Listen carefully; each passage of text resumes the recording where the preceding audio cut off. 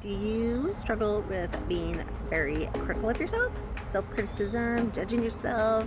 Do you feel like you shit all over yourself? I should have done this. I should have ate that. I should have said that. I should have gone to bed. I should have not eaten. I should have gotten that project done. I should have cleaned this out. We shit all over ourselves oftentimes, and I am wanting to just share a little bit about self-criticism. If that's something you struggle with, I want you to stay tuned and make sure and share if that's something you struggle with or ways you have also found to overcome that. So self-criticism is about really, I think we all have this, and it is something that starts when we're super young. And one of the questions I would just ask you to check in with and ask yourself, and maybe you can do a little journaling if you like to do that, is that voice talking to you, that inner voice, that inner critic, is that voice actually yours? Or could it be your parents? Could it be a sibling? Could it be a mean teacher you had? Could it just be someone who was in your life that it could be an ex, it could be anybody, but is that voice actually yours? Is that your inner child? Is that somebody else speaking and criticizing you? Like you're hearing and judging yourself through the filter of how maybe your mom or your dad saw you and were talking to you a certain kind of way, like you felt like you weren't smart or something, you know?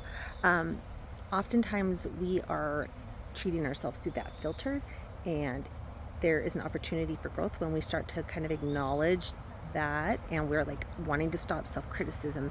There's this opportunity to kind of inquire, like, whose voice is this? Is it mine? And if it is yours, then that takes us down a different route of like, okay, why am I judging myself and being so hard on myself? What is it that I'm frustrated with? And like, can you step back and be curious and not judge yourself so much and criticize yourself so much, as try to be curious about like what's really going on here. Like, do I feel hypersensitive to when somebody criticizes the way I decorate my house? And you're like, okay, why did that really offend me? And maybe it goes back to feeling worthy. Like you have a worthiness, self-worth, like you don't feel worthy, and so you really take a lot of pride in having your home beautiful and stuff a certain way. So then if someone criticizes it, you're like, what the fuck? Like, so it might be a sensitive space for you if someone like criticized your home. So we all have our thing, and it's always fun to work with that. But when we are criticizing ourselves, there's an opportunity for growth. So can you get curious and notice it? So set an intention to be more observant on when you're criticizing yourself.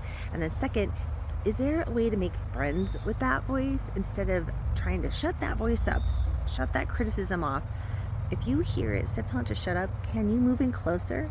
Ask questions, be curious, like it would be a friend, like you're talking to a friend and saying, well, why do you think you feel that way? Where do you think that's coming from? Like asking those gentle, compassionate, curiosity questions to dive deeper with it, with yourself. Like, wow, that's so much better. There's so much more opportunity for growth if we can make friends with that voice, because it's there and started because it was trying to protect you. It was formed out of a need to survive, and it's usually in our childhood or in early relationships, but you have the opportunity to make friends with it. And I find that the more we try to tell it to shut up, the more we start to have other issues. So listening to your inner child or that inner critic or that judgment or that voice that might be a mean teacher you had, like, and trying to make friends and be like, who are you? You can even name that other character when you feel like there's a criticism or a judgment going on with yourself, and talk to it like it's another person and be like, okay, look, I've noticed I'm having this thought a lot. I want to know where it's coming from. I want to see what the source of it is and work through it and feel it, talk through it. I want to move through this. I'm tired of having this replay in my mind all the time. And if you feel that way, you always have a choice of how you want to step up or grow and change, or you have the choice to kind of stay still and where you're at, continue the cycle you're in. So often when we're feeling that criticism, it is our inner child looking to get an unmet need met, and there's an opportunity for healing. And so when we inquire, ask questions, this gives our inner child the chance to speak up. You get to process, feel your feelings safely, and grow and move and stop having such intense cycles or moving through these sorts of thoughts more quickly, because you become aware of them and go, oh, yep, I know that old story. I see you. I'm not going to bite. I see you, and I know I have a different truth now, and I'm accepting myself and being compassionate with myself. Another thought would be that, can you embrace the thought that we are whole and worthy as we are, light and dark, with wins and losses? When we mess up, when we nail it and get it right, we are worthy and whole.